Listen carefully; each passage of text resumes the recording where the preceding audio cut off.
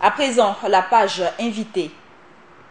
Et comme invité, nous recevons aujourd'hui Emmanuel Yoda, le président de la commission d'organisation des Journées nationales de la logistique. Cette activité se tiendra du 5 au 7 septembre 2016. Bonjour et bienvenue sur ce plateau. Bonjour, Madame Diassou. Alors, la troisième édition des Journées nationales de la logistique se tiendront autour du thème massification dans le transport containerisé et optimisation de la desserte des pays sans littoral. Alors, qu'est-ce qui a motivé le choix de ce thème? Merci. Je voulais d'abord remercier Burkina Info pour l'opportunité que vous nous offrez pour communiquer sur cette manifestation qui pour nous est d'importance. Alors, pourquoi donc ce thème? Parce que actuellement, nous sommes dans une situation où, au plan mondial, le taux de containerisation avoisine les 90%, et alors que dans notre pays, paradoxalement, nous sommes autour de 20%, dont les 2 tiers sont déposés dans les ports. Alors, les conteneurs donc sont déposés dans les ports. Alors, pendant ce temps, au niveau des armateurs, donc ceux qui font le transport maritime, sont en train de fabriquer, pour vraiment parler facile, fabriquer des navires porte-conteneurs qui peuvent transporter jusqu'à 18 000 et bientôt 20 000 conteneurs, équivalent 20 pieds. Alors, les ports également, pour s'adapter, sont en train d'agrandir leur tirant d'eau, donc leur capacité d'accueil des navires, donc de plus grande capacité. De même, les terminaux à conteneurs également agrandissent leur capacité d'accueil et acquièrent des outils de manutention plus performants. Alors, au même moment, qu'est-ce que maintenant que font? Et au même moment également, je voudrais vous dire que les marchandises qui sont containerisables sont de plus en plus, le taux de containerisation augmente, et les marchandises qui déjà jusqu'à là n'étaient pas containerisées sont de plus en plus containerisées. C'est le cas notamment du coton, des produits artisanaux et même de tout ce qu'on estimait que c'était difficile à faire, notamment le riz, etc.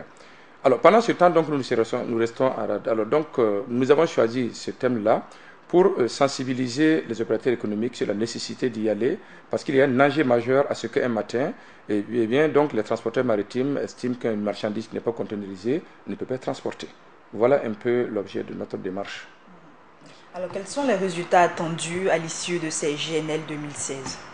Alors, rapidement, ce que nous attendons comme résultat, c'est identifier déjà les contraintes de la massification, en termes donc de transport containerisé.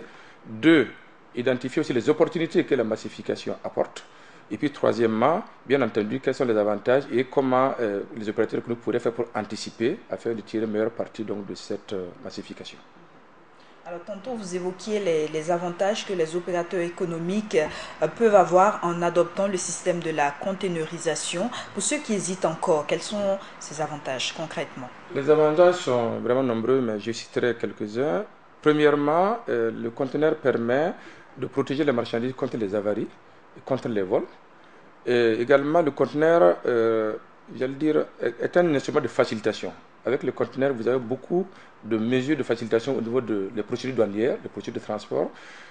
Troisièmement, avec les conteneurs également, les mouvements sont plus accélérés. Lorsque vous passez d'un mode de transport à un autre, notamment du bateau, du navire à la terre ou de la terre au train ou du train au camion, alors le flux est plus rapide, il suffit simplement de prendre le conteneur et le déposer. Alors que quand les marchandises en vrac, c'est beaucoup plus difficile, ça prend beaucoup plus de temps.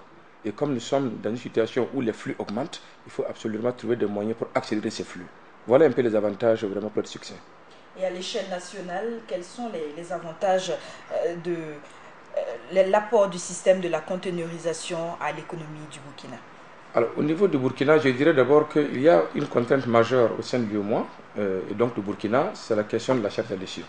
Et le fait donc d'utiliser le conteneur déjà permet de respecter les dispositions prévues par la charge à l'issue. Ça c'est d'un. Deuxièmement, au niveau du Burkina, à l'exportation, par exemple, nous avons des produits alimentaires ou des produits des produits de rente, tels que le coton, qui de plus en plus sont appelés à être containerisés. Et donc, si à l'importation déjà n'ont pas suffisamment de boîtes, en retour, ça va être extrêmement difficile de pouvoir trouver des boîtes pour exporter des produits. Troisièmement, je dirais que la plupart de nos commerçants, aujourd'hui, commercent avec des pays occidentaux, des pays asiatiques, la Chine notamment. Et très souvent là-bas, le mode de conditionnement le plus utilisé, en tout cas le plus usité, c'est le conteneur. Donc en vrai, ce que nous attendons, ce que nous avons comme avantage actuellement, c'est permettre à nos opérateurs économiques de s'adapter à ce mode-là qui est vraiment qui est devenu conventionnel, voilà, à la limite. Alors, 4 jours avant l'organisation de cette activité, comment se déroule le côté organisationnel?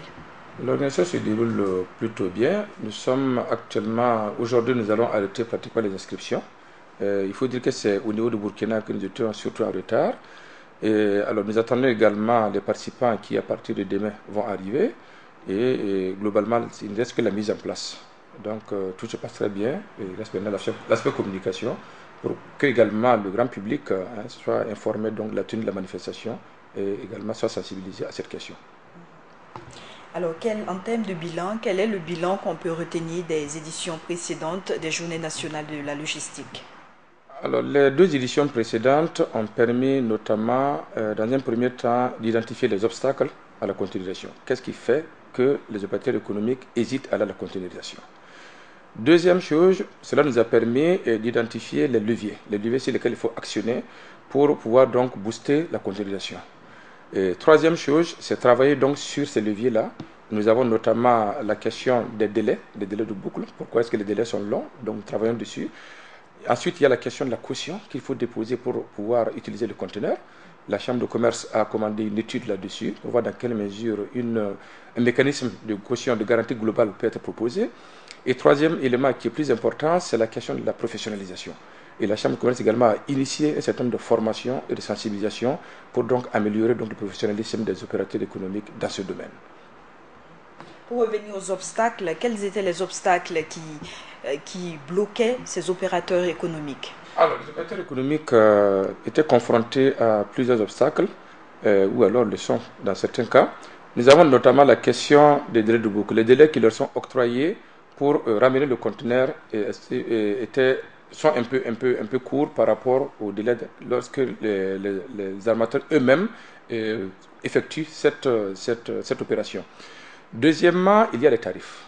Il est estimé que les tarifs sont élevés, notamment sur les terminaux à conteneurs pour la manutention, pour toutes les opérations qui sont spécifiques. Ensuite, troisièmement, il y a la question de la caution, qui est manifestement la question la plus importante. Les opérateurs économiques se plaignent du montant de la caution.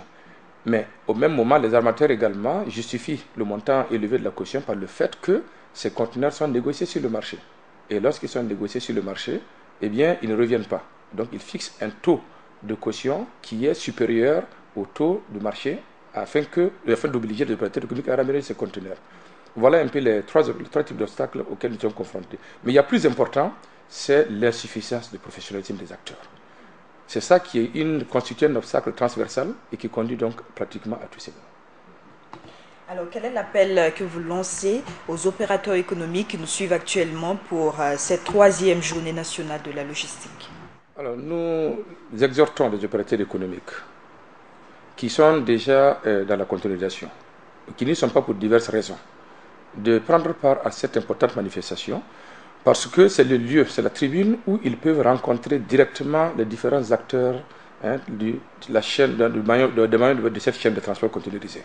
Vous avez tous les opérateurs, tous les acteurs privés, les acteurs publics dans cette salle, et donc c'est une tribune privilégiée pour échanger avec eux en direct sur leurs difficultés, proposer les solutions, et puis je crois que cela devrait permettre donc de reculer sur les obstacles auxquels ils sont confrontés.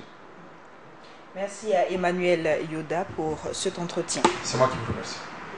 À l'instant, nous recevions comme invité le président de la commission d'organisation des Journées nationales de la logistique, Emmanuel Yoda. Et c'est avec lui que nous refermons ce journal. Merci à tous de l'avoir suivi.